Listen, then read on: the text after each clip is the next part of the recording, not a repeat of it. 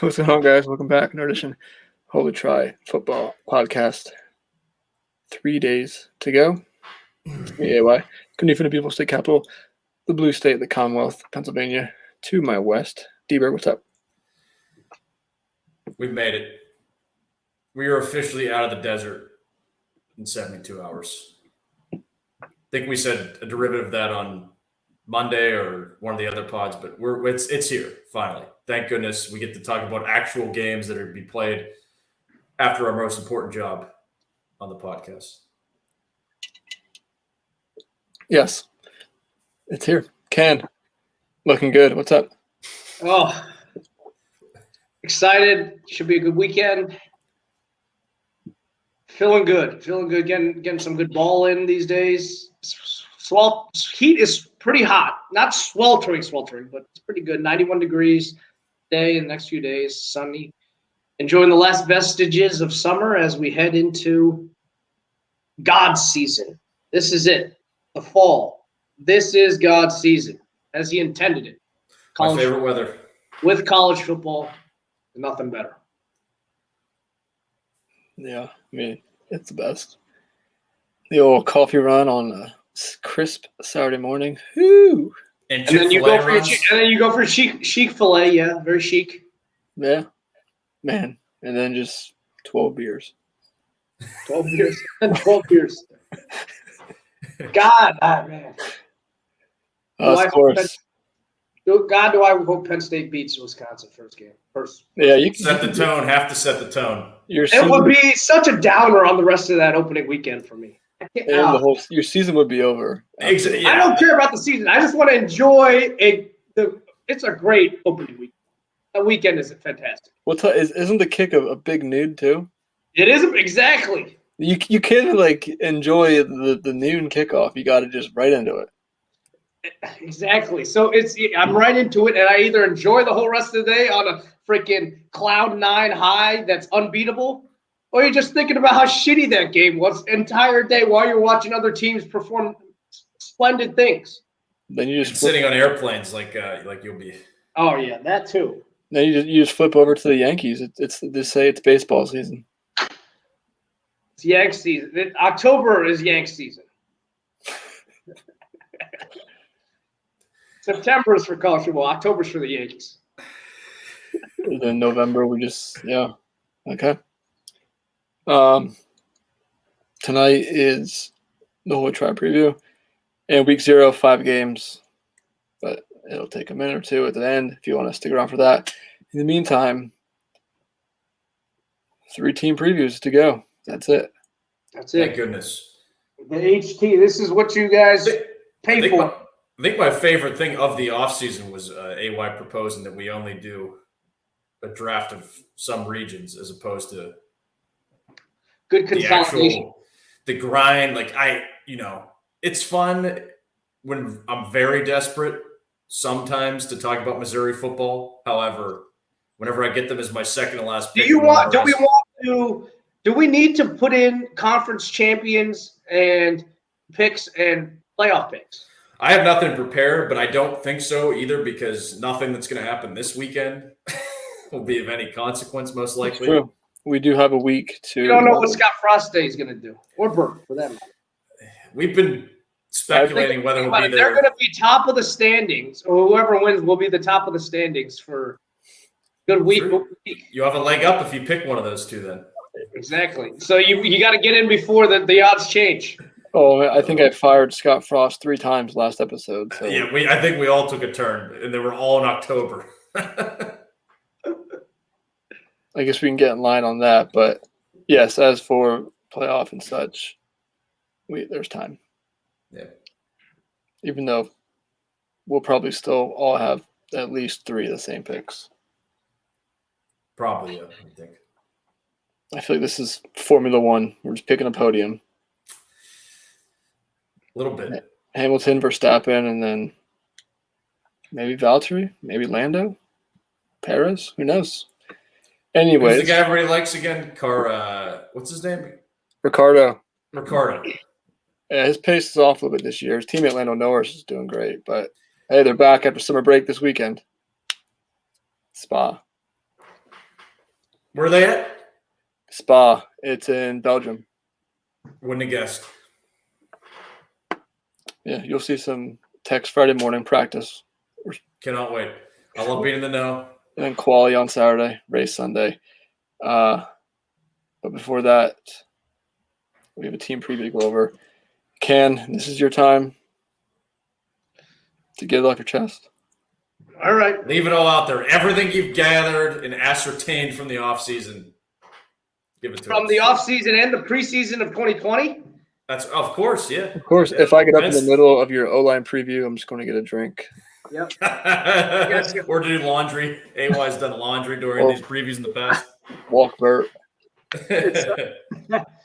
2020 was something to behold. 0-5 start. Hate to see it. I don't know if you hated that much. I did hate to see it. I don't know if there either were a you two couple hated that times much. that I did because Nebraska loss was abominable. I know I at least lost money on that. And there was Iowa was pathetic. Iowa was bad. Yeah. The Iowa one, at least Iowa was a good team, and they were just. I think that was absolute rock bottom there. A team that came in what are they? Preseason 7 or 8, something like that. Honestly, you look at the numbers, completely outplayed Indiana outside of the turnovers, unfortunately, and the number that means the most at the end of the day, score. You remember in that game they had it in control. There's the dumb touchdown that was actually scored by Penn State at the end when they were trying to run timeout. Egregious. I think before the final drive, Penix had thrown for like a dozen yards or something like that, and then he hit everything else that entire drive. And that was a drive that he got sacked a couple of times. I think there was a 4th down and long in there. He converted a bunch of 3rd and longs. A miracle for them to pull that out. And Indiana was a good team the rest of that year. You saw it. They're a pretty good team. Penn State, if they somehow pull that out, I think they have a much better showing than they do against Ohio State. But I was like, coming in that hyped, and unfortunately from what's been gathered, as fickle of senior leadership as they had on that team, it went down the drain pretty quickly.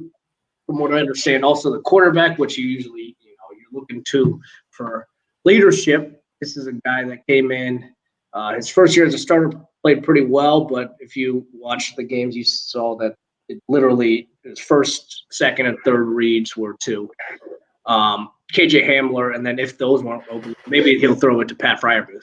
But without KJ there, it sounds like, and then with the new offense that he had to once again, his third, right? Well, yes, his third, or his second. I guess technically, maybe his third. No, I guess it is his third if you count 2016 as his, or 2017 as his first with Moorhead. Was he there? They bring in Sriracha. Sriracha's his second, is what I'm saying. It might have been his third if you count Moorhead. Well, Ricky Ronnie. Right. So that's his first. So he's his second one last year. And now he's coming into his third. I thought that's what you're saying. No, I was saying last year. We're still on 2020. We're still on the 2020. Okay. All right, let's get to 2021. I need to get it off my chest. I don't think I had a wrap up, a season wrap. We haven't done a season recap in a while. On 2020 yet. We're finally closing the book. Anyways, Clifford sounds like he's getting his confidence back. Now, reports out of camp haven't been overly enthusiastic, but I've got confidence. Yurcich comes in, and with an actual offseason and a spring to install his offense, I think there's hope that Clifford can be serviceable because the pieces around him are very good. It's unfortunate that Penn State's been saddled with a quarterback that's, at least in his immediate past, been very subpar. He's shown flashes of being serviceable, like I said, in 2019, because this is the year, if things have progressed the way Clifford was supposed to, that they'd be making a big run. Last year and this year, actually. last year and this year. Unfortunately, or fortunately, I guess, this year Penn State's got a lot of great pieces that they'll have to be rebuilding and trying to reload next year. So they've got to strike while the iron's hot. The pieces are there. The quarterback, unfortunately, is not, and the schedule may not be. The schedule is very different. I'll go down the list here outside of quarterback, and I'm not just talking about Clifford being the missing piece, but the quarterback room as a whole leaves a ton to be desired. A lot of missed evaluations. He had the transfer out from Levis, which you don't fault him for. He's going there. He's starting right now down in Lexington. He's a starter. Micah Bowens came in from Bishop Gorman. He's transferred out to Oklahoma on scholarship. Actually, everybody's like, "Oh my God, this is how shitty of a quarterback coach Sriracha is or Roddy is." He's Oklahoma quarterback gurus wants him on scholarship and brought him in. Well, this guy, he didn't even make fourth string. I think they're trying to make him a safety. Anyway, another missed quarterback evaluation from Ronnie that leaves him with Taquan Roberson and then a walk-on and true freshman Christian Veilleux. If Clifford gets hurt, which hopefully he doesn't, it'll be big trouble for Penn State. I'm looking for them to run him less. He's run the ball a ton. Last year, it evolved with Paz Levis into basically a Georgia Tech offense, minus the actual wishbone nature of it. They just ran the quarterback straight up the gut, actually. There's no option to it. Hopefully they'll do a lot less of that. I think they'll do a lot less of that with Clifford being the only option that they've had. They have much more options running the ball than they did last year. Obviously, they lost Journey Brown before the season. Noah King got hurt on the third play of the season, and all of a sudden they were down to Devin Ford, who really is the third down back. He's the lightest of all the backs, and then a couple of true freshmen. Kevon Lee, Keziah Holmes ended up getting a decent amount of run last year, and Noah King back looks great. Expecting a big year out of him. He's always been a 3-star guy, and so you're expecting him to go to the NFL after this season. He's shown great patience, and he's a guy that turns 3 to 5 yards, 5 into 7, and 7 into 11. Guy that carries guys, never goes down on the first hit. Him and Kevon Lee, another big back, built heavy. And apparently, Noah Kane's up there at like 230 now, 530. Kevon Lee up there near 239. He's claiming a sub 4.4, sub 4.5 40 time nowadays. Not just under. He said he's like a 4.49 guy. If he's anywhere close to that, that's an amazing 1-2 punch of just huge, powerful, fast back. Throw in a couple of guys there. If Keziah Holmes is able to turn on the light, he's a little tentative last year. Devin Ford, like I said, he's a third down back. He's a change of pace guy, but they also brought in Jonathan Lovett from Baylor, who had a great career up until last year. He really didn't fit with the coaching change. He transferred out of there. He's got 1 year here at Penn State. That's a great running back group. I think he's capable. He is capable, exactly. So you've got 3-4 capable guys back there. And Noah Kane is back, just to clarify, right? He is 100% back. He is the expected starter. Kevon Lee, the guy, and he did that Kevon Lee played last year. He came out. He wasn't supposed to play at all, right? Came in, had a nice 100-yard game that was coming out party against Michigan. He's a guy that hadn't played all of his senior year, actually. So last year was the first time he played football. He did it without a fall camp. He did it without a spring camp. And it's the first time he played real football in almost 2 years, right? So good for him. He looks like he's taking another big step as well. So really excited for that running back room because they've got a big offensive line in front of them. This is probably the most talented, most effective, and biggest offensive line that Penn State's had from people that have covered the team since the 80s. They're saying this is the biggest line. Obviously, lines back in the 80s weren't big, but the line that they compare to always is the 94 offensive line. They're saying this is, by the looks of it, the best-looking line that Penn State's ever had. Obviously, things are different nowadays. But you got Rasheed Walker, who all goes well. He's probably, a first-round draft pick this year. He's got the frame. He's the ideal NFL tackle, left tackle. Tested the waters. If he has a good year, likely going to go in the first round. Even if he doesn't have an earth-shattering year, he's probably a guy that a team spends, a second or third round pick on just because of his frame and how good he is, his athleticism, right? You pair that with the other tackle that they've got, Caden Wallace, who is probably going to be an NFL draft pick at guard, but he's also splendid, great offensive piece there. And then you got Miranda, who's played a ton of football. He's played since his freshman year. He's going to be taking over the center role. And then Drew Scruggs gets in there. Drew Scruggs is a guy that from up there in actual Erie, one of the better two-way linemen that PA's seen in the recent past.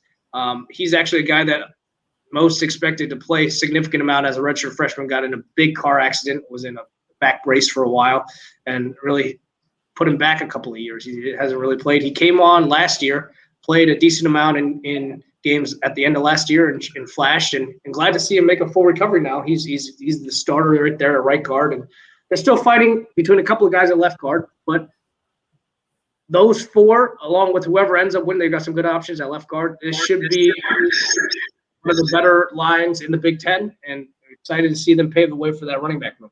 Well, receiver-wise, Jahan Dotson is fantastic. He's allegedly clocked the 4.33 this past offseason. We'll see. I mean, people always talk about how inflated, or I guess deflated, Penn State's times are, but they get to the combine, and a lot of them back it up, right? Jahan Dotson, he doesn't look like a super fast guy, but if he's anywhere near that 4.33, that's lethal. You saw him breaking away from people last year. He's allegedly faster. That's great. When you're pairing it with his hands and his route running, he's just super smooth. And now if he actually has that speed, that's scary to think about. I mentioned it last pod. Big Ten receivers are incredible this year. And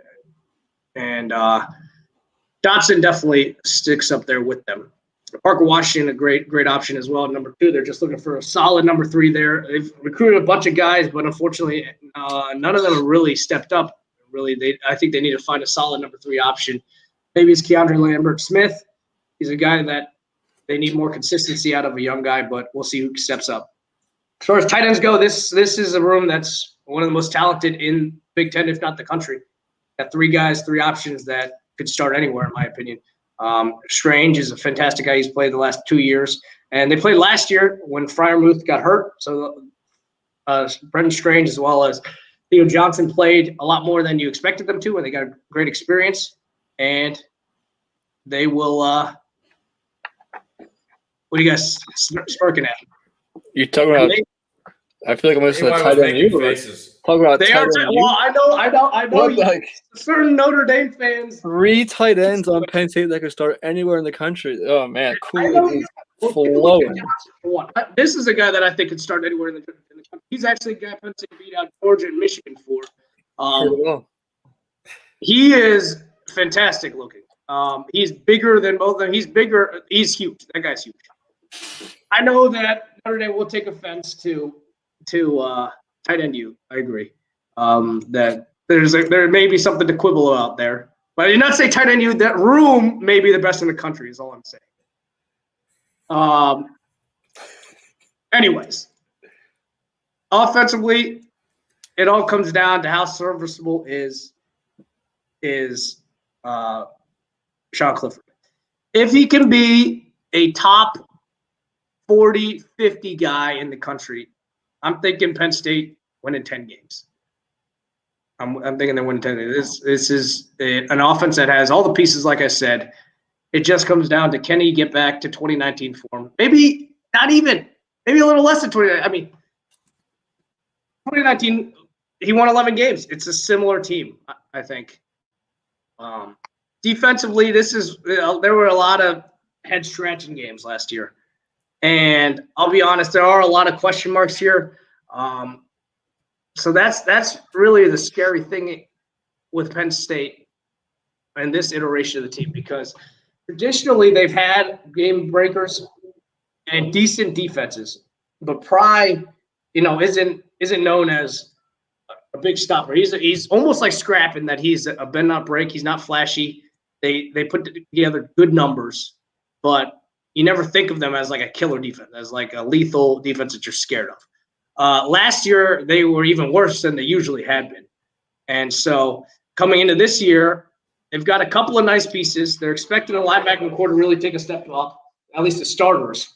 But depth-wise, it's scary. And, Penn State, known as linebacker U, traditionally speaking, the linebacker position becoming less and less important in today's spread game, right?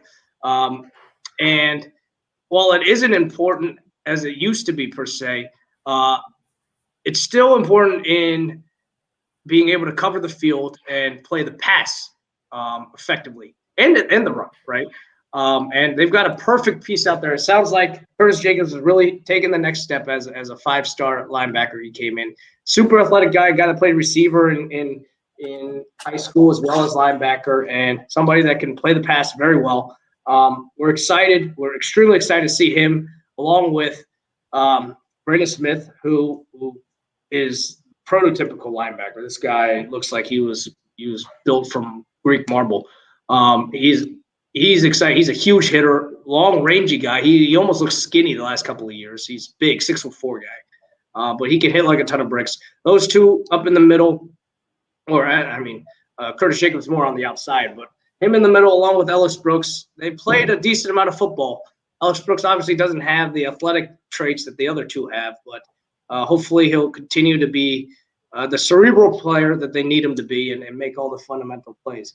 It should be a solid linebacking core to start. If there's any injuries, they're gonna be in some trouble because they got a lot of unproven guys out back. In front of them is also something scary. So the keys to Penn State, I've got quarterback play, obviously number one.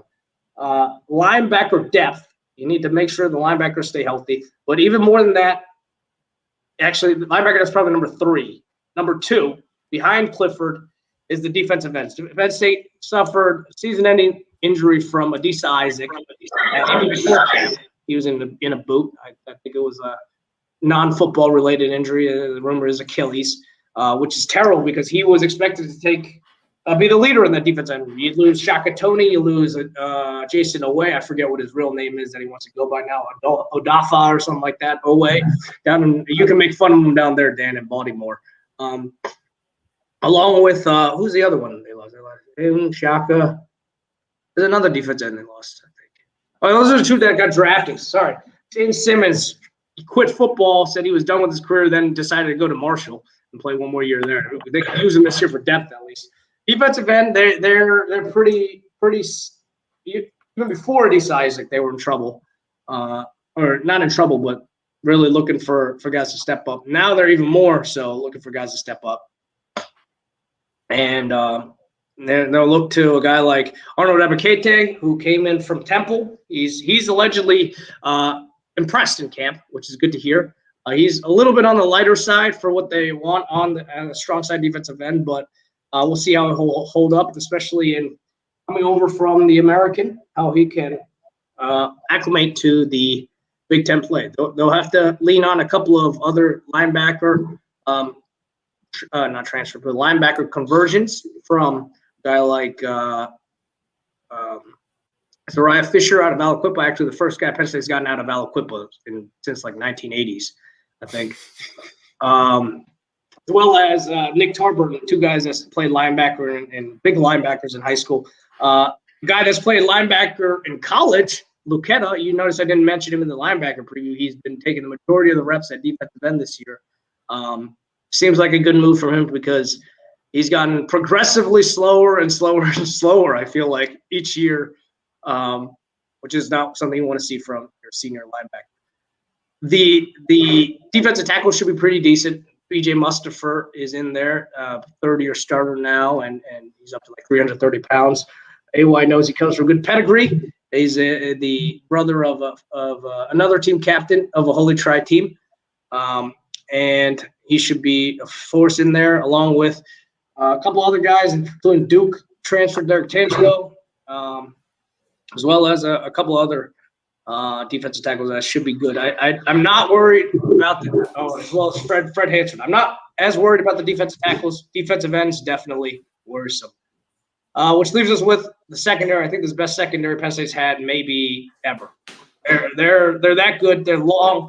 The corners are fantastic. Sorry, I won't say secondary is the best ever. I will say the corners probably the deepest and best room they've had ever. Joey Porter Jr. probably going to be not a first round ever, but an NFL corner. You got opposite him, Corey Castro Fields, who's played since his freshman year in 2017. He was hurt at the back end of last year, decided to come back for another year before he goes to the NFL. He's got enough talent to go to the NFL, whether he can or not. That's another thing to be said. But those two are two tested and trusted corners. You got a number of nickelbacks that are fantastic. Johnny Dixon came in for South Carolina, as well as a freshman actually, that's gotten a lot of praise I've never seen, and this includes Saquon Barkley. James Franklin actually praised as much as I've never seen another true freshman get as much praise as Kalen King has. So expecting him to play a lot. This freshman out of Cass Tech in Detroit, number 4 at corner. So Daquan Hardy as well. Whole host of other guys. Cornerback is a deep room. They got another guy, Marquise Wilson, who's played since his freshman year. He's a junior now, that they've been playing at receiver because they're so deep. He's apparently going to be playing both sides, receiver and corner. So really excited about that cornerback room. Another thing about that depth, they ended up moving Keaton Ellis, who played there as a freshman corner, and then last year as well, and moved him to safety because of the depth. Because safety, they've got a preseason All-American in Jaquan Brisker, but he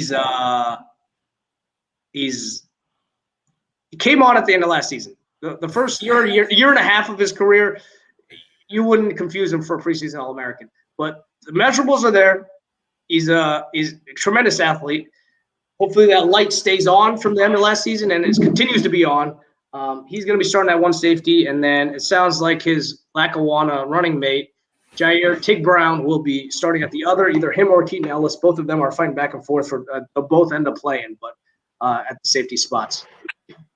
Special teams, they still got Stout back, who's a big long-range kicker. He's a fantastic weapon. Dan remembers him hitting a 57-yarder at the end of the half in the 2019 Penn State game. He's a weapon. I don't know how Virginia Tech let him out of their team and didn't offer him a scholarship, but glad he came to Penn State. And Pinniger has been there for a while. They'll be breaking in a new punter. Gillikin's gone. So we'll see. Whoever they end up with this year, they got another punter coming in next year that's on scholarship. That guy's probably going to end up winning the job afterwards, but it's kind of a stopgap year for them from a punting perspective. Listen, I've gone through the personnel. I've told you already. It comes down to where Penn State goes from a quarterback perspective is really where it where they can make their hay. I want to believe it's a 10-win season for them. Obviously, I'm chalking up Ohio State as a loss. I mean, if you listen to the last podcast, I've got them winning in Madison. I'm not as sold on Wisconsin as some are. But I've got Iowa as a loss as well. I like Iowa. I think there's probably another loss in there. Maybe it's Indiana. Indiana, I think, will be decent, but I can see Penn State wanting some revenge here. It's tough. There's tough games in here. And I can see Penn State losing a third. I will go 9-3 on the season for Penn State. It's a good team. It's got the bones to win a conference championship, but you need Clifford to take a monumental step for them to be able to compete with Ohio State. It'll be tough, especially without game breakers at the defensive end position and it being so thin. Those two, like I said, are the two factors that I'm really scared of, and I think will ultimately hold the team back. Good bounce back season. 9-3, I think, will be good for them going forward. Good continuation of the strong second half of the preseason last year. We'll need to continue the momentum. I also have 9-3. I also think Sean Clifford will at least be top 40 or 50, as was discussed. I think this was when I was en route to AY's housewarming. Huh. I said I thought he's made a lot of sense as a Penn State quarterback for pretty much the whole time he's been there. He's got the. And you and Grant, let me finish, please. Yeah. Claim that I was hexing him as if I had anything to gain from that. And Grant chimes in and says, well, yeah, you have the gain Penn State being bad. Nonsense. It's nonsense. There's no credibility. But yeah, I think you've got 7 in the bank, and I'll include that Michigan game. But yeah, between the 5 more difficult games, and I will include home for Auburn in that category. I think they go 2 and 3. Only by I came to that just if they had 3 to 5, as in Wisconsin, Auburn, Indiana, Iowa, and Ohio State. If they had 3 to 5 at home, I probably would give them 10 wins. But I'm not saying they're going to lose all the road games. It's just that's how I did the simulations, the iterations. Yep. Quickly in my head. So yeah, I think 9 and 3 makes a lot of sense. And then you're just going to hope that you get somebody. Well, they got a guy from Ohio now, right? That's pretty good coming in. Yeah. Quarterback-wise. Yeah, the quarterback. So, should be. It could be pretty good. He's got. I'll tell you, he makes the off-platform throws. He looks like Mahomes when he does it. He's got the flick, the off-platform flick. Already drawing comparisons to Mahomes. This flick. Here first. That flick. Yeah. So that's what I've got. 9 and 3. I don't buy the whoever's down. They just have too many good guys. They've got too much talent. As has been established since November of 2014 when we started this podcast, Can's law of averages. When you have better guys in the aggregate, you're going to win at least 8 or 9 games pretty much every year. We do believe in the blue chip ratio. The ratio. I don't use that term because I think the creator. You don't like Bud Elliott. You don't like buffoon. He's a buffoon. He's too rigid. And if there's one thing I could change in college football history of my lifetime, it would be Clemson winning that 2015 national championship. As much as I hated that team at the time because they lost it. They beat Notre Dame in bullshit weather. They wouldn't have been in it. They wouldn't have been in the blue chip ratio had they won. In the beat chip ratio. Yeah. It allows way too many additional fan bases to fool themselves into thinking they have a chance at winning. No offense to the two of you. And so there's guys in the blue chip ratio and there's bona fide blue chip ratio. Right, exactly. There's the bona fide. Yeah. AY, we've all been dying to hear your thoughts. Other than it's not tight end you. I did deep dive a little further than I liked. No, that was solid. That was like 25 minutes, I think. I agree with the talent is there. But I don't think we can just be so quick to dismiss last year. Mm-hmm. Mm-hmm. It was bad. And Yes. Jimmy Franklin is still your coach. He can Which is why recruit it's the crap hard to out of also. but I think he's proven now that in the offseason, he's incredible. But during the season, he's not nearly as incredible. Now, are you talking game day coach or are you talking coach Well, overall? Because I think, well, last season wasn't good. I think his resume speaks for itself, winning at Vanderbilt. I think he ran into some good years there. His time management is the worst of all time. Regardless of how bad the SEC East is, that's still Vanderbilt, and it's still you see what they've done since and before. I don't think he's a great, super great coach. I don't think he's a super great coach either, but I don't think that he necessarily needs to. He leans on other coaches. Fair. The players are there. Mhm. I think he'll find a way to lose them a game they shouldn't. 8-4 seems fine. All right. The schedule is tough. I think they lose week 1 at Wisconsin. That's for Notre Dame SOS, though. That's for Notre Dame SOS. Nothing else. Auburn's tricky. I think Indiana's overrated, so you'll beat them. Iowa's tough. Ohio State could no. And then slip up somewhere else. Yeah.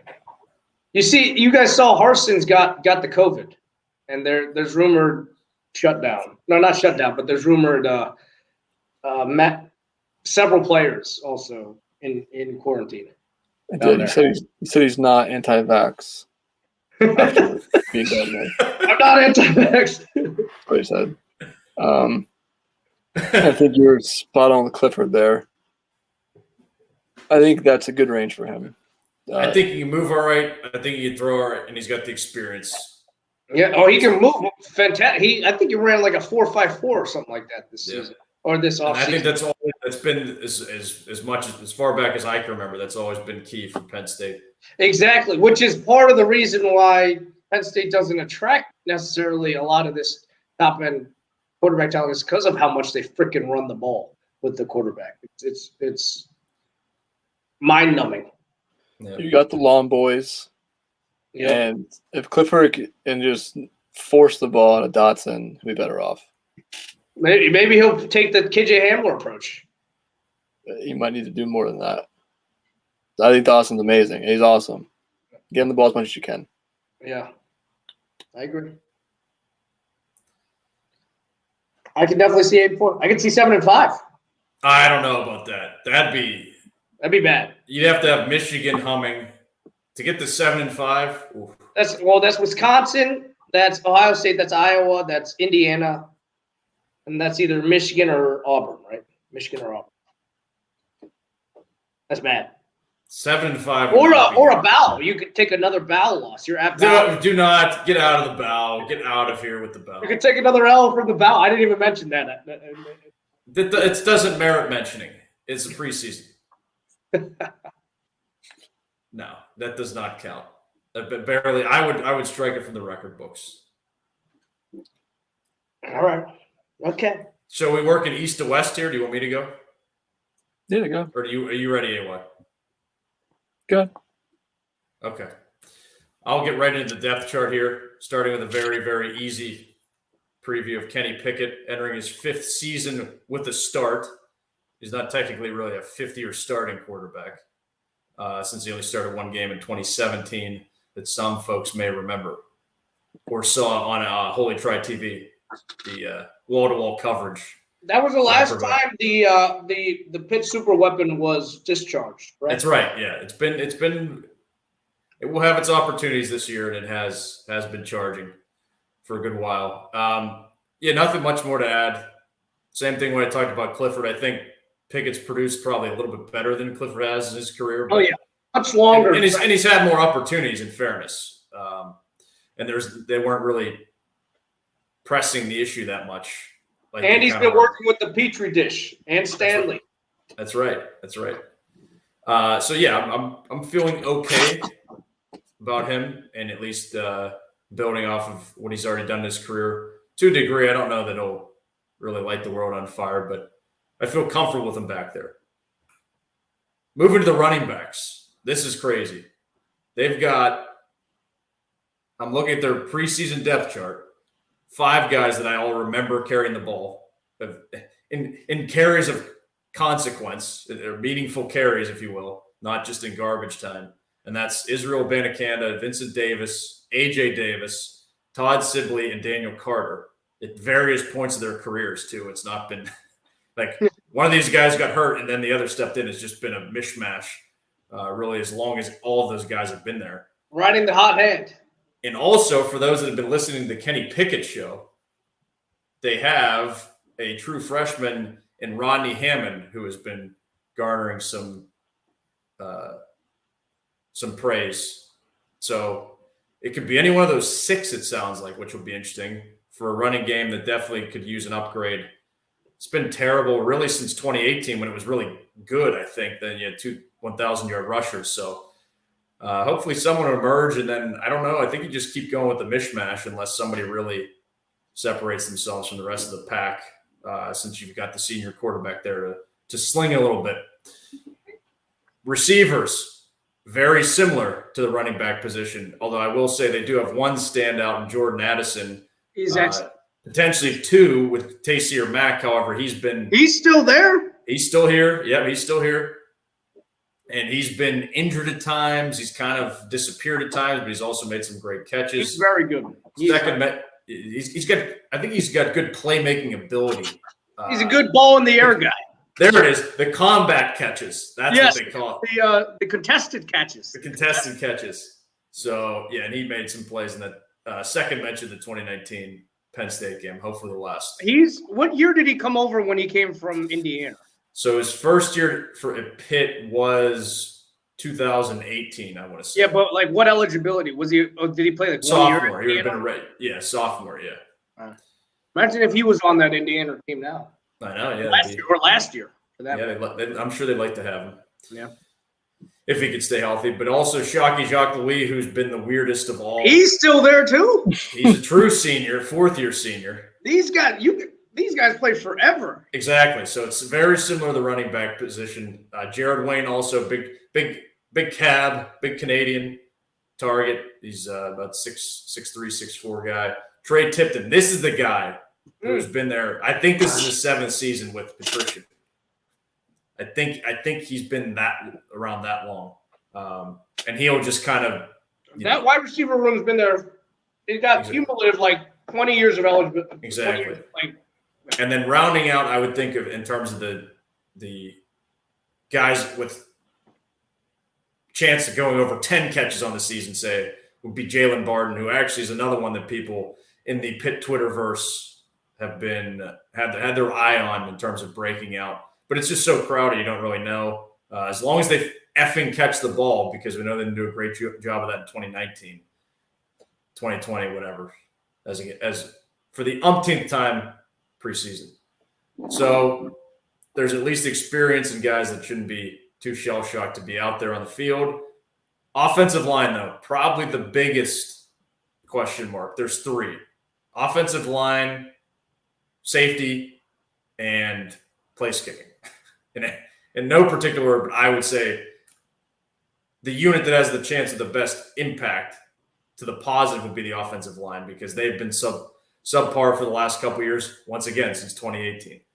And that's going to be – I'm seeing here – I don't necessarily buy it, but I'm seeing the starting unit. Carter Warren, who's a fifth-year senior. He's been around forever. Marcus Minor, who came in from the bow. Owen Drexel has been around forever. Jake Cradle, and Gabe Hoyt. I believe Carter Warren had the Penn State offer. So he is good, but he's only one member of the offensive line. Mm-hmm. So Gabe Hoy, he's been around forever as well. But I think these two guys are going to have a shot at least working their way into the rotation if somebody does get hurt or underperforms. Matt Goncalves, one of our favorite names. Goncalves, I think is how you're supposed to pronounce it, but I go with Goncalves. No way. There's no way. It's spelled. There's no way it's Goncalves. That's what they say. Every time I hear somebody in the media pronounce it, Goncalves. No way. But it's Goncalves here. Let's be honest. That's and like that's almost as good as the Ortega. Ortega Whiteside with the Spanish pronunciation. So those are probably your 7 linemen that are going to play the most, and then could get a little bit dicey if you have to go deeper into the bag there, just because these are underclassmen or guys. I should mention friend of the pod, ZP, now offensive coordinator at Hampton. Keldrick Wilson is the grad transfer from last year that came from Hampton, so he could work his way in the mix in theory. So, but this is the team they haven't been a plus, I would say, the offensive line since 2016, and that was the one that had 3 NFL starting linemen. I don't know if I'm drawing a complete blank on his name. The kid from Bell Vernon, Dorian Johnson. I don't know if he ended up starting in the NFL, but I know Brian O'Neill has started in the NFL, and I think Bisnavati actually ended up starting a game or 2. But anyway, 3 NFL offensive linemen, and they lose Jimmy Morrissey at center, who was a walk-on way back when, but got to end up getting drafted by the Raiders this year. So, come on, guys. That's all I have to offer. I have no analysis of offensive linemen like most non-offensive linemen. Tight end also, you can't even really expect much at this point. However, be remiss without mentioning Lucas Kroll and his his fantastic blonde mane. Came in from Florida last offseason. got hurt immediately. Made some nice plays in the spring game, but who cares about that? So this is kind of the guy that the offense will hitch their wagon to. If he gives production, he'll probably be the other one. This Kai Wright, I remember hearing about him. He came in as a linebacker, I want to say, from Farrell. He's a Whitfield guy. Pretty athletic. Grant Kerrigan has floated between offensive lineman and blocking tight end. So don't expect too much pass catching wise out of him. So it'll really be on Kroll. And frankly, if he's just going to be a respected target, irregardless of how many catches he ends up having, at least he needs to stay healthy and on the field and have that threat out there. But I think between the running backs and the wide receivers have as much experience. You just can't bank on anything coming out of the tight end position. Flipping over the defense, the more consistent of the two units. So you're saying that they are not linebacker U, or not like They're definitely not tight end U. So you're saying they're not tight end U. Okay. I can confidently say they're not tight end U. AY not offended. They are third fiddle by far on the Holy Try tight end power rankings. Defense, though, defensive line, losing a lot in the draft. Everybody should be aware of that, who would be potentially listening to this right now. If you're not, but they did lose Rashad Weaver and Patrick Jones were the mainstays there. However, a lot of familiar names here, at least for Pitt fans. These guys have played in meaningful snaps, depending on your definition of meaningful, but real, not garbage time snaps. But preseason games nonetheless. Preseason games, but also back to 2019 also. Nonetheless. When it was not a preseason. Keyshawn Camp, he's been there forever. He's listed at defensive end, which is interesting. I guess maybe he lost a few pounds. Devin Danielson, big Whitfield kid on the inside with Kalijah Cansey. David Green, who's about 5'8", 290 pounds. I think I might be embellishing on the height there, but he's not a very tall guy, but he's definitely stout. And then on the other side, defensive end, John Morgan, Habakkuk Baldonado. These are all guys that have played. So I'm expecting to at least be near the production that these other guys, even though they just went to the NFL, performed at. Dayon Hayes is a wild card. Elliot Donald, incoming freshman, wild card. Naquan Brown, Nakai Johnson, all these guys in the Naquan Brown, the LSU decommit. The LSU decommit, there you go. I think he's probably the smallest of those three guys, so you might take him a little bit more time to get on the field, but who knows? These guys have been the key cog in the last recruiting class, so maybe they could, with injury or two, or just shining in camp, get an opportunity to play in the rotation. But I think the staff should like what they have based on how the defense has performed the last few years with what they have on the defensive line. Linebacker is still pretty solid as well. Phil Campbell, Sarasia Dennis, Chase Pine, Wendell Davis, Cam Bright, and then number 00, John Patrician, Penn State grad transfer. Seventh year. He came in as Saquon Barkley. Amazing. Decent linebacker room. Moving to the secondary, because I'm just going to keep repeating the same things I'm saying about linebackers I did with defensive line. Damari Mathis coming back from injury. Marquise Williams played in his absence last year a lot. And I think they got torched by what was the guy from Notre Dame, AY? The guy, Skowronek. From Northwestern. I think he's the one who got toasted by Skowronek. But other than that, they're solid. I thought Pinnock was toasted by. You thought what, Ken? I thought Pinnock was the one getting toasted by Skowronek. By Scal? I don't know. Yeah. I seem to remember Marquise Williams being left in his wake. But that's Northwestern receiver. That's right. Yeah. AJ Woods on the other side, junior. He's played a lot, mainly forced into action with injuries. Again, to Damari Mathis, but he kind of could have that similar Avonte Maddox type trajectory. I don't know how Avonte Maddox is still in the NFL. Amazing. It's amazing, but at least get himself onto an NFL caliber or NFL camp. He'd be on Playing. practice squad guy. Practice squad, something like that. Which is, I mean, what else could you ask for? He was a very, very lowly recruited guy, if I recall correctly. And then some of these other guys, I think it's kind of a crapshoot who's going to fill in. And they've got some guys at safety that can float into the cornerback positions. But safety, like I mentioned at the top, question mark, just losing the two safeties, Paris Ford and DeMar Hamlin.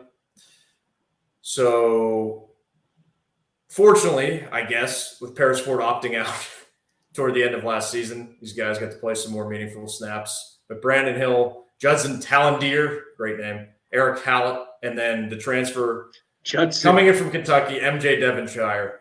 Just low bar set, though. Another quip. Another quip, that's right. And Penn State did not get it. Yeah, Kentucky was able to battle. Although, was he a take for Penn State or no? Hard to say how hard I they feel were. like you told me it was not.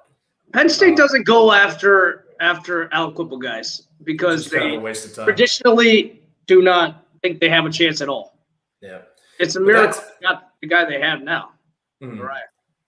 But that's the spot, I think, just with some of the quarterbacks they're going to face this year, namely DJ Uiagalelei, Sam Howell. So if they're really going to have a breakthrough, I think that secondary will be tested like it was in 2016, and they failed miserably. It folded. They never even – yeah, it was – I don't even think they ever pitched the tent to fold, or whatever you want to call it. That was the vaunted that was Narduzzi's vaunted whatever cover 4 defense or whatever. Quarters defense. Which they still do run now, and now that he's had the time to develop these guys and kind of cherry pick more guys and coach them up, I think it's been serviceable in most circumstances over the last few years. So banking on them at least being another above average defense based on what they've brought back. So that would be good. Specialists, I'll just go over real quick. Chris Dedulu is the punter once again. He was the guy who had the miserable night in 2018 against Penn State. And then Ben Sauls and Sam Scarton, who will be vying for the honor of replacing Nigel Kessman, a.k.a. Alex Kessman. I called him Nigel Gruff from the replacements because he had quite the range, just a little bit tougher on the accuracy most of the time. So that is the depth chart. I don't think I missed anything that I had noted. Let me see, get back on my notes page. No, not really. Oh, just a bonus for once. No injuries or suspensions, ejections from the team, which has been nice because that seems to pop up more off seasons than not. So that's good. We'll get into the schedule, which is also better than most years, except for having to play Clemson for the second consecutive year. Fuck you, ACC. But they do open with UMass, the worst team in the Football Outsiders F+. The 4 p.m. kick. The 4 p.m. kick. 4 p.m. kick on the network, ACC network, that is. So they do the weird 12:30, 4 o'clock, and 7:30, 8 o'clock time slots usually. So I would think that would be a win, but who the hell knows at this point? No. We will have Roth on to preview this next game when we get to the week of it. But at Tennessee, the Johnny Majors Classic, I believe they're calling it and branding it as such. Could also be the Nathan Peterman Classic. That's just me. There was another Tennessee. Oh, there's the other way around, right? Wasn't there another quarterback that went the other direction? Went the other direction to Did Voight Tennessee. go there? Did Voight go there? No, he went to Arkansas State. No, I don't think there was any Pitt to Tennessee quarterback transfers. I thought there was another Pitt Tennessee. There was a Dwayne Hendricks defensive end who came from Tennessee to Pitt. Hey, that's who I'm thinking of. I thought there was another quarterback, but never mind. Yeah, I'm not sure. You know what it was? Wojcik was from Tennessee, so you could be thinking of that. Maybe. So, yeah, so that one, I'd like to leave it till the week of. I'm going to mark as a loss just because despite all the chaos going there, it never seems to be as easy when you have these non-conference games against power conference teams. You can't mark it as a loss. Come on. No, I'm going to mark it as a loss, yeah. Oh. For the purpose of this exercise. Western Michigan, New Hampshire. And sandbagging and lowballing. right now. I'm not lowballing. I'm about to have a 4-1 going to Virginia Tech before the meat of the schedule because I think they beat New Hampshire, and I think they win at Georgia Tech. 4-1 bye week at Virginia Tech, pivotal matchup in the terms of the season. They get the traditionally perform They get the well win. against the Fuente. They get back to a familiar territory where they were at with Dave Wannstedt and now Narduzzi for the second time. Ranked mid-season or fringe top 25 team. That's not a very strong resume. But I think by the end of October, if you're 5-1, with process of elimination, you could be in the top 25 or definitely on the cusp. Then it gets brutal with home games against Clemson and Miami, but I don't. Miami, obviously, the more winnable of the two. No shit. But you can't have Clemson and Miami. They just haven't done it with enough frequency. I think they've only beat them once. Trying to think. Who's that, Miami? Since joining the ACC, yeah. Didn't they beat They the beat one them team in with 2014. only? They beat them twice. So they beat them in 2017 and they beat them in 2014. I think 15 they definitely lost. 16 they lost down there. And then 2018.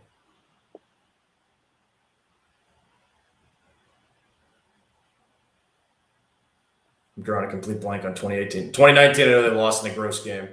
And then they lost down there last year. So, fortunately, it's at home, so you can't completely write it off, just like the game at Tennessee. I'd put those in the same bucket, but I'll mark it for a loss. At Duke, they almost always beat Duke. I think that'll be a win. And then this is the game I'm most excited about the entire season.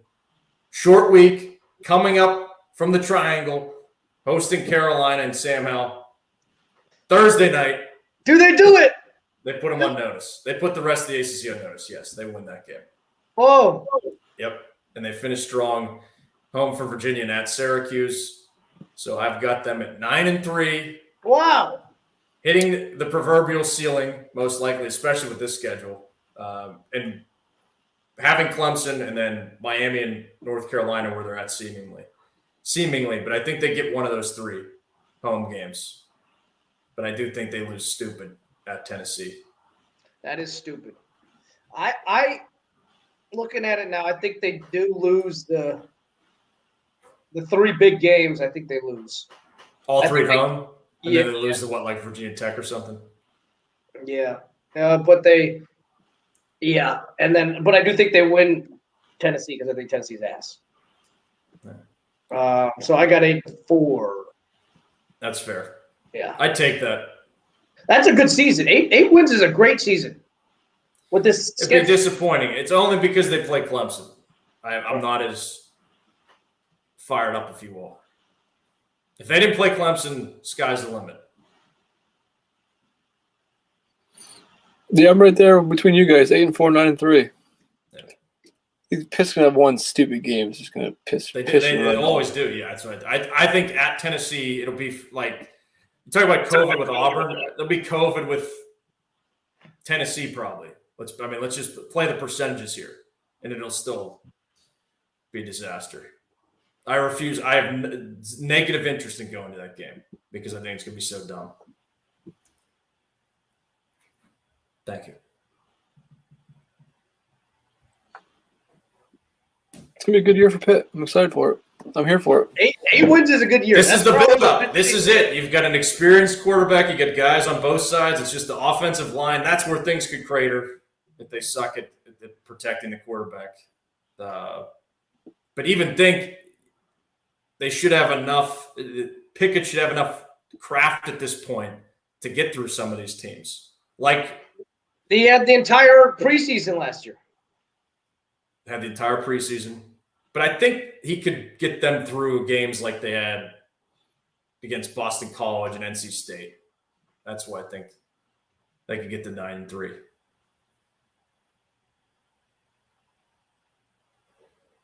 I can see it. Yeah, I hope so.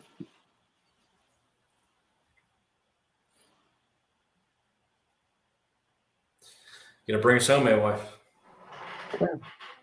Bring us home. Dan, you were not off with the hour 25. I just figured, yeah.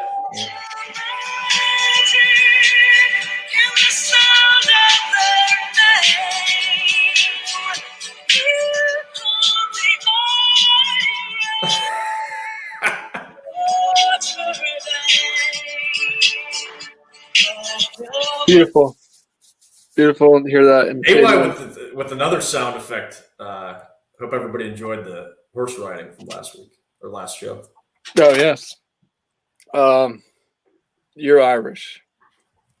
Can's Irish. Irish eyes. Irish eyes. His favorite God team, country, other Notre than Penn Dame. State. God country Notre Dame. This year we're a bunch of cone heads. But before we get into that, fun year last year. Didn't end great, but the blue chip ratio, as we're coining it. The bona fide. The difference between the bona bona fide blue chip and the blue chip. There's a regular. There's like the super VIP and the VIP. There's everybody can get the VIP. After eight and a half months of reflection, as disappointing as big stages and such have been in recent years, Thought it was a good showing. You cannot be mad at being consistently one of the first in line outside the super VIP room. The nightclub. That's what. And while you're at it, you can move. You could have your own rope with you outside the nightclub to put in front of like Pitt and Syracuse. Yeah, you made to like, but you're still outside the nightclub. Yeah, like we're talking like max occupancy is 3, and you're like next in line with that. 5 teams have made the playoff twice. You got your one. You think this team was better than the 2018 one? No, I still think 2015 was the best one. I agree with that. That's the best.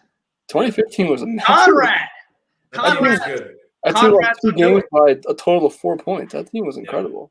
Conrad's undoing. That team was good.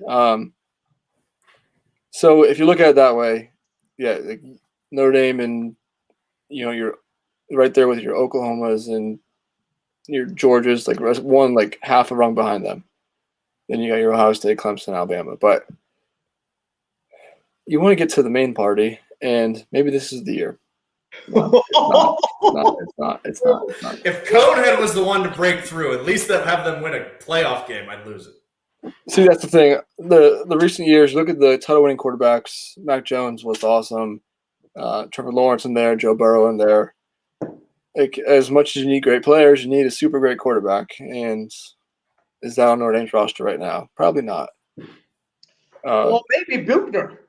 That's the thing. Cone is starting this year. He's had 1 full season under his belt at Wisconsin. I think he has 20. He led him to the Rose Bowl. 22 games total, but the 1 year he did play the 14 games. He was efficient, managed, did what he needed to do, and was a little better than a manager. But he's here for a 1-year stop. And Buchner is seemingly the quarterback of the future. But he didn't play last year. California didn't play. And if he doesn't play this year, that's 2 full years off. So, in a way, Notre Dame, drops 2 by mid-October. Do you work Buchner in? Get him ready for next year? Why? I mean, if he doesn't play in the first month of the season, you definitely start getting him in, at least for the I'm talking games. Like you give him like full game, like just say thanks, Jack, but you give him full games because I'm already looking at the next year. Next year, you're talking about end of October into November. You're saying? Yeah, I'm talking about maybe him Buchner the range. Is he actually number 2 on the depth chart? See, that's the thing. Yes, even though I think Drew Pine is getting overlooked, but Drew Pine is ass. Drew Pine. I think in the well, it's not Brendan Clark because he doesn't have a knee, so it's got to be Buchner. I say all this because I'm already looking forward to next year. Even though next year is Ohio State and Clemson, but you open with Ohio State next year. That will be exciting.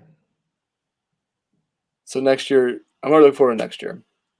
But that's where I am with the quarterback. Cone, sure, throw him in there. Rave reviews. And I would point I don't know if Dan's listening or not, but I'll say it before Dan gets back, that it's overarching over all of this. Running backs, Kyron Williams, he's awesome. He'll probably be gone. You would think so.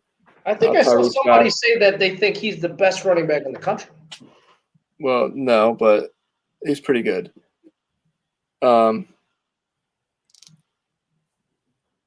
Circling back quick since Dan is back, Cone is the first example of this. Everywhere you look, everywhere you listen, whether it's Irish Illustrated or Blue and Gold or Irish Sports Daily, any podcast, news publication, anywhere. What does Paulus have to say? I don't know. I got sick of everything because no matter what they talk about, it is all gas, no brakes, huge head, Notre Dame the best at this, Cone the best quarterback since Brady Quinn. They've got the black, gold, and Kelly Green on. These guys have spent the last 8.5 blue, months gold, and Kelly Green. shotgunning Kool-Aid over everything, whether it's Jack Cone. I heard today, I turned off the podcast. I couldn't do it anymore. At one point, they said, Notre Dame, if you look at the running backs, receivers, and tight ends, they have 12 playmakers. And then they named him, and he goes, well, actually, I just named 15. So you got 15 impact players. I almost blew up. He said George Takis was an impact playmaker. I can't do it.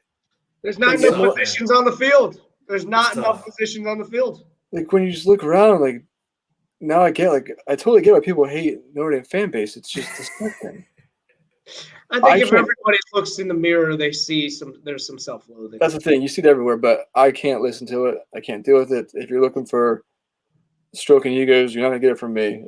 How's Rance feel about it? He'll be the first one to bash Cone after the first series. third and You got to 7. send me the messages. Yeah. You guys know he is. He always he does a good job of documenting rants. He is the biggest roller coaster ever.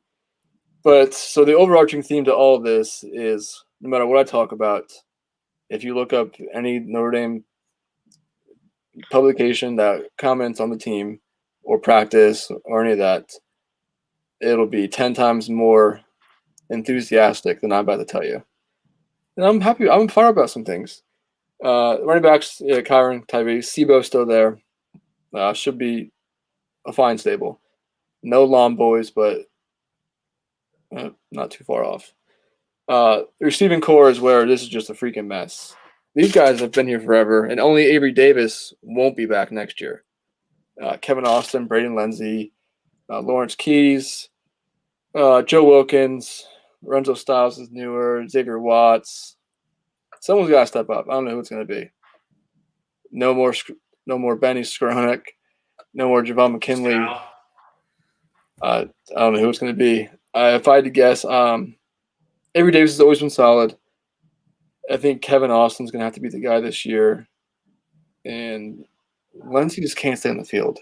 He's already nicked up, little bumps and bruises, but I think it's got to be Austin to rise to that number one. And I don't think he can. So they might have a hot hand. But luckily, they have Michael Mayer, who Cone can lean on. He's great. Playmaker, George Takis. Jason Onye could be the next in line here at tight end, but that's a year down the line because Mayer will be back next year as well. The tight ends are set. Line,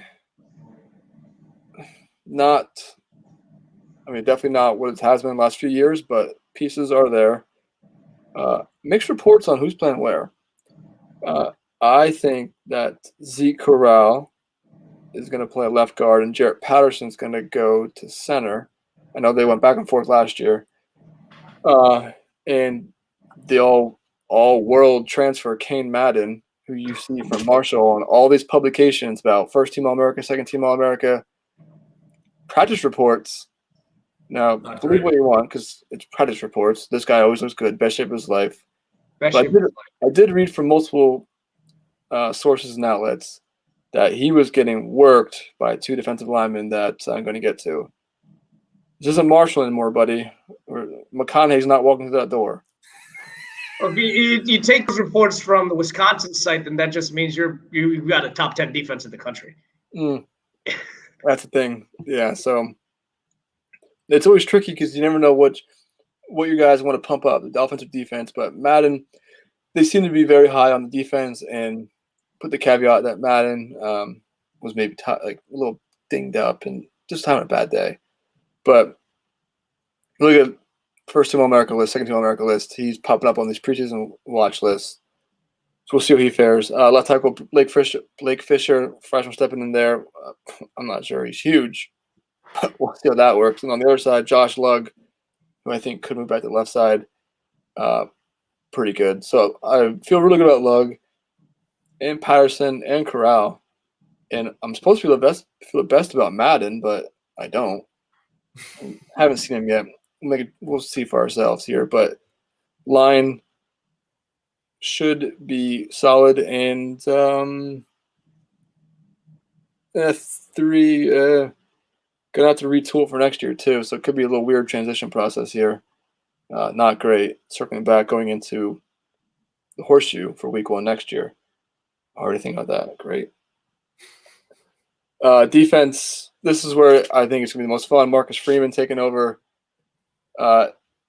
This I've said it before on a podcast a year or two ago. If you're gonna make a hire at a head coach or even here at DC or OC, I love the new age younger guys. Give them a chance. And we got Tom Rees at your OC. I think did a fine job. People not happy with his recruiting efforts, though. Okay, well, needs to improve on that. Game day stuff, though, I feel like he, looking back through the run pass tendencies and all that, I like everything I saw in on the field and everything. And then defense now, Marcus Freeman, 35. So that's 2 coordinators under 35, one's under 30. And this guy's awesome. We saw he did in Cincinnati the last few years. And he has this 3 down linemen, sometimes 4. But reading into it, it's not really a set structure like he says with the 3-4-4 or sometimes 3-5-3. Not really, no, not that. 3-4-4 usually, but he just puts the guys on the field in the best positions to make plays and wants to change it up a lot. I like that. So it's like a 3.5. And all reports out of camp just go right to the D tackle, Riley Mills, the sophomore. Hardly played at all last year. And apparently he's the your boy Terry Gillery can. Except that. I hate Big, it. very disruptive. So I'm excited to see him the most of all these guys. 2 other guys that I really want to see, just Isaiah Foskey, him off the edge last year. He's moving back more into an outside edge linebacker role instead of straight to the end. And my boy Marish Leofau, got the sick hair. Absolutely flies around. Sometimes completely out of position, but he's like a missile out there. So just, I guess, wrapping up the front 7, Myron Tagovailoa, as some people say, Amosa is still there. I feel like we said this about a lot of guys being still there. Justin Adamiola. One of them's going to need to be Adi Okundunje from last year because he's gone now. I think he's on the Bears, so someone's got to step up there. Kurt Heinisch, still there. Number 41, the white guy that has the all black, basically a black face. He's a Whitfield kid, right? Heinisch, didn't he go to Thomas Jefferson? Who's that? Heinisch, yeah. He went to Central Catholic. Yeah. There you go. Yeah. Heinisch. His brother is a lock to go to Notre Dame as well. Just wait till Pitt's season this year before you make any. Oh, he's been there forever. Yeah. He came in with the linebacker, David Adams. Yeah, David Adams, yeah. He's been retired for a while, I think. Biggest news I noticed was probably Shane Simon, who was going to be the will linebacker, is kind of being forced out in this Freeman system. From down the street, St. Peter's Prep. Okay, there you go. J.D. Bertrand has taken to the system a lot better, more the versatility, hybrid of being able to play multiple positions, just at this play after play. And Simon's been getting washed up or caught in the wash, just lost, too slow. So maybe he'll regain form there. Quarterback of the defense, Drew White, stud. Jack Kaiser still there. I mean, I feel like we've said so many guys, but even on defense, only 2 of these guys are going to be gone. Well, 3 if you count Kyle Hamilton, but he could be there. Houston Griffith in the back end. Corners, unlike Can, very opposite of that. Cam Hart and Clarence Lewis, Tariq Bracy in the nickel when they go to that. Don't feel great about it. But that's where you need Kyle Hamilton to a stud. help out. An absolute stud. So hopefully he can provide the support. If I could just chime in on that, I'm just looking at their schedule now. Fortunately, you're not going to really have to worry about much of an aerial attack until late October with USC and Carolina. Not if you're talking to Wisconsin fans. They've got a Heisman quarterback. That is true. But yeah, I guess you're right. So continue. Sorry. Mackenzie Milton. Yeah. That would be something. If Milton, we'll get to it. I'm definitely more excited about the defense and the versatility and just different looks they're going to provide this year. And dare I say, not all, but the athletes that are on the defense, I'm excited to see what they're capable of here. Your Hamilton, your Foskey, your Leofau, and I guess Riley Mills now too. Besides that, I mean Heinisch, Drew White, Jack Kaiser, they're just going to be in the right spot. But the playmakers on defense, there's not 15 like on the offense. There's 4 or 5. And we'll see how they do. But I'm excited here. I like the defense as a whole, more in the offense, because the line not as great as it has been. Even then, I think it's been overrated in the last few years. But they go to the NFL and they're great. Receiving course, someone's got to step up, and I don't know if anyone even can. So lead on there, have a great run game with Kyron, and if Cone can take a next step and be a top, what's fair for Cone? Can he be a top 30 quarterback? Can he be? I don't know. I feel less confident than 30's high. 30's high. 30's a good quarterback. I think if you're a top 30 quarterback, you're probably bordering on honorable mention conference, right? Most of the time. So we're talking Cone, Clifford in the same boat here. I would say Clifford if Clifford is a top 30 quarterback boat than Cone had. Well, no. I was trying to pump up Cone a little bit. Cone probably top. If he can get if your he can compressor be a top up, then to 30. pump him up with me. If Cone can be a top 30 quarterback, I think the Irish could be pretty solid. But top 30 quarterback means you're probably bordering on honorable mention all conference, right? If Notre Dame were in a conference. If it were possible for Notre Dame.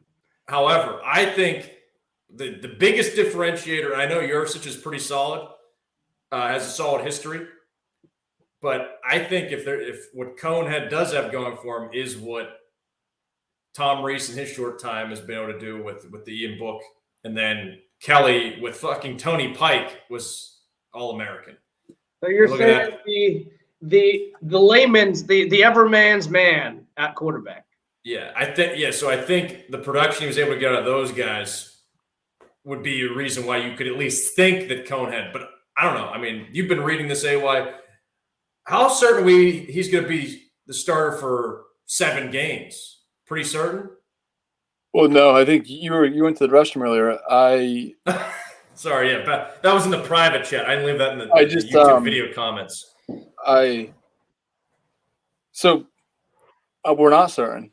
Okay. All right, go ahead. All right, that's all I need because people are all clamoring for Buchner because the Cone is a stopgap for the 1 year. Yeah. And Buchner, best option right now, the quarterback of the future. Pine is probably slipped behind Buchner. It's early, but they're going to go with Buchner more. And Brendan Clark doesn't have a knee. I like him a lot, but so there's no talk of Jerkovich coming back. No, that's what I was saying to Cam though. Like, when do you? Like, how do you handle this? Do you because Buchner didn't play last year in California, and if he doesn't get, I mean, sure he can get 4 games this year, but mop up duty if anything. And then next year you're going into the Horseshoe week 1. With your starting quarterback not playing no at matter all. what, you're going to have a first-time starting quarterback back there, unless Cohn absolutely implodes and then Buchner takes over second, third game of the season. Mm-hmm. I think I wouldn't do that. Yeah, if I may enter the debate from the toilet. I think this schedule is way too manageable for what Notre Dame's shown now over the last. They will not be throwing away. They will not be throwing away their season, exactly. even if they lose 1 or 2 games. Yeah. They're still. I think I would just keep with the best guy. I mean, you should be pretty confident that's what they're going to do because that's what many coaches do, unless they're in year 1 or year 0. Or they're Holgerson. Yeah. So yeah. I mean, Buchner he'll see 4 games this year, and that's it. Yeah. But so I don't know. I'd be excited once again. They got Penn State. You can see it. I just can't take last year very seriously with them. So you see it in a lot of Penn State games, but with Notre Dame, especially last year, they just got the beef. They've got some serious beef when you looked at like when Pitt was going up against them and when they go up against most teams. And that's why I think, when you have this type of a schedule and you get tested a little bit early on, but it's just nothing that you just go in. There's no way we're going to win that game. Like there's no way we're going to beat Ohio State. There's no way we're going to beat Clemson. They just don't have that, and really not much close to it, based on what Notre Dame's been able to do over the last handful of years. So there's I agree. They just got so much. Like you just got to go with what you think is going to give you the best chance. You can't plan for fucking Ohio State next year when you could potentially be throwing away a playoff spot this year. Well, that's the thing. I don't think they're going to sniff that, but all right. If you, I guess, to tie a bow on the annoyingness of fan base and Kool-Aid, there's an article here on One Foot Down, Notre Dame football. Finally, the Irish lost in 2021. It is a very manageable schedule, and one that has programs that are very respected, but very good matchups for Notre Dame. You got a Freeman-led defense that will know whatever the fuck they want to do against freaking Ritter and that offense, which isn't good to begin with. Now you got an inside man on your side. They're going to shut him out. Then you got a Wisconsin team that so-so. Maybe they'll come in undefeated with a high ranking, but it's set up very well. Then you go a couple weeks, should be some decent wins, and then you get USC. And so you're bypassing it. If Ken and I make so, who's yours, Ken? Can you come up with one? Oh, with a what? A loss? The loss, yeah. The question, the piece. I'm saying I could see them losing one of these games. Do you pick one though? Because I've got mine. I mean, I know last episode I picked USC to lose to Notre Dame. I could see them losing. I could see Notre Dame losing as well. That's a toss-up for me. But, I mean, in a vacuum, I'm picking Notre Dame to win each of these. If I had to choose now, I'll take Sam Howell to beat. I'm going with the Virginia Tech game. Okay. Because that's a grind to get through Wisconsin, what we think Cincinnati will be or could be. And then you get those 2 games on deck as well as a bye week. I don't know. It's been a long past due for Virginia Tech to do something of that type of relevance. That potentially I don't know the last time Virginia Fuente did anything of relevance like that. That's what I mean. Virginia Tech in general. That's what I'm saying. It's a little bit overdue. There have been a lot of Virginia Tech highlights on College Football Highlights, the Twitter handle. That would be my pick. I'm glad you made a pick, and Ken, I'm glad you said what you said, because this article by Josh Vowles, he goes, I hear a lot of people saying, 10-2, 11-1, but he doesn't hear a single out the loss. They just say, oh, they're tough games here. They can drop 1 or 2. In a vacuum, each one should be a win. he goes, I call bullshit. If a team's better than our team, why would you pick the better team to lose? Because that's how things work sometimes. So Ken, you actually said that too. You're like, you know what? They're gonna lose one. I don't know which one it is, but they're gonna lose one of these. So he goes on the schedule, and you can vote on who wins each game of the season. The closest vote count, percentage-wise, the closest game is Notre Dame versus North Carolina. 84% for Notre Dame. Like, are you kidding me? That's the closest. That's what going to the playoffs twice will do for you, though. Yeah, it's true. The closest game As is bumpy as the ride was at times, that's what it'll do for you.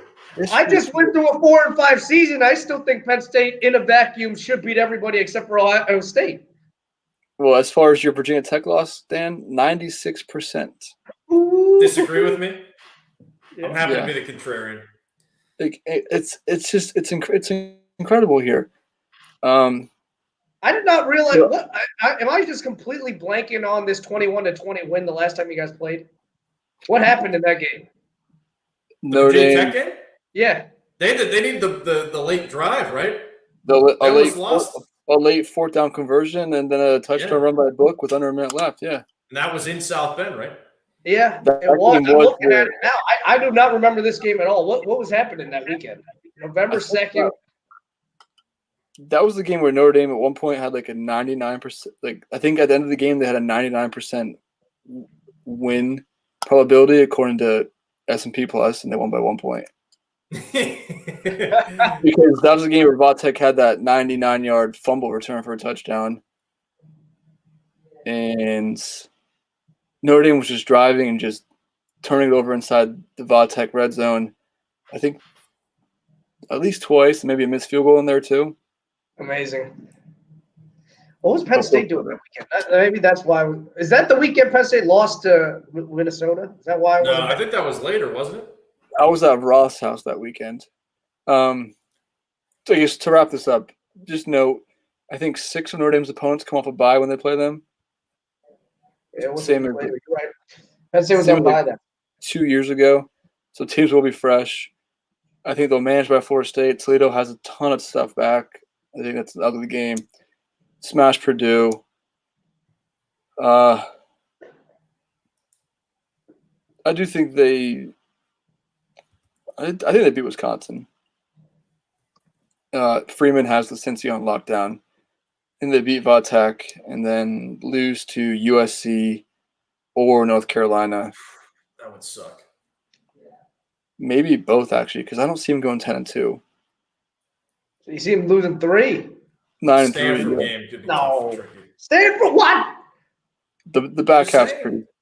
pretty simple. So yeah, we'll go losses to Wisconsin. Yeah, at Vatek and Carolina or USC. 9-3. Yeah, I think they lose. I could see 2 of those. Yeah, I'll go 10-2. I could easily see 11-1 as well, and a playoff appearance. Maybe. Jeez. I don't know if 11-1 will get it done with the schedule is the thing. We need Because- time. Let's start pushing pillars now. You need that whiskey win then. You need that whiskey win. Yeah. No offense, Cam. No offense, Cam. All right. All right. We're Yeah, at go an hour and a half. 10-2. Oh yeah, 10-2 for Dan. Okay, good year for the Irish. Good year all around for only try 8 and up. That's pretty That would good. be if That'd be- I think that'd if be our very- collective floor is 9 wins. I think that would be the best collective year for Holy Try. Right? Well, Yes, yes. I think yes. it's taken up to be the best collective year. Yes. 2016 was very good for Penn State and Pitt, but then Notre Dame laid it down. Well, very Sorry. good is a little bit generous to Pitt. Pitt Well, had I mean, great. you guys beat Penn some State great- and you beat Clemson. They had good moments, but they couldn't stop anybody, which is the problem. 2017, the Pitt Pitt was had terrible. 5-7, right? Yeah. With a nice moment at the end. Right. Yeah, this has the potential for the banner year. We will fly the banner. The collective Just the way bad. the timing works. Penn State in a bounce back spot.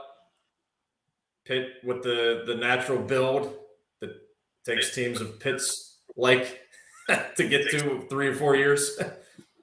We should take the Notre Dame Penn State Pitt over on season totals parlay.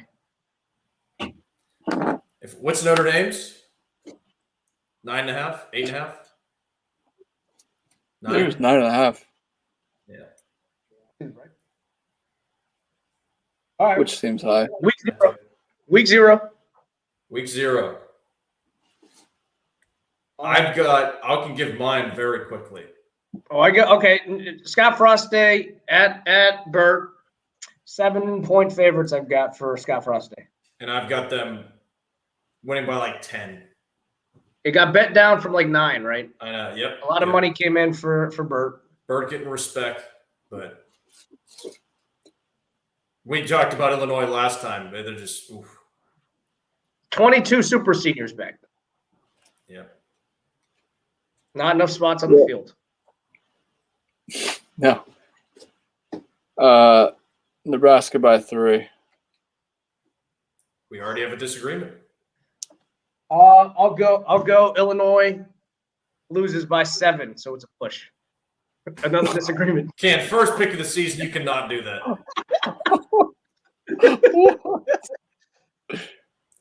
Can says buy the point. Fine, I'll go 28. 28. 20. Come on. 28. 20. Fine. Yeah. Scott Frost Day comes out and he takes care of business. He hears the doubters and he wants to silence. And then I've got dogs straight down.